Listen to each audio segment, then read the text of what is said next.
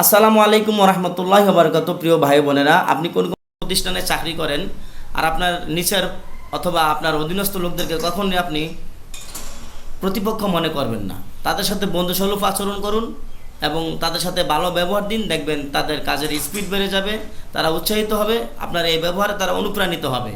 আপনি একজনকে এক চোখে দেখবেন, অন্যজনকে অপর চোখে দেখবেন, আরেক চোখে দেখবেন এবং ম্যানেজমেন্টের কাছে প্রতিপূর্ণ করবেন। এর জন্য কিন্তু আল্লাহর কাছে জবাবদিহিতা করতে হবে আপনাকে। পরকালের কথা মনে রাখবেন, পরকালের কথা মনে রেখে কাজ করতে হবে। সবাইকে সমান চোখে দেখে ন্যায়পরায়ণভাবে পরিচালনা করতে হবে।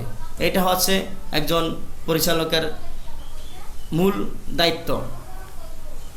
কখনোই আপনি অন্যজনকে প্রতিপূর্ণ করবেন না, নিচের লোকদেরকে কখনোই প্রতিপক্ষ মনে করে কাজ করবেন না। তাদের সাথে বন্ধুসুলভ আচরণ করুন, দেখবেন তারা মন প্রাণ উজাড় করে দিবে আপনার জন্য। ইনশাআল্লাহ সবাইকে আল্লাহ সুবহানাহু ওয়া তাআলা বুঝার তৌফিক দান করুক, আমিন।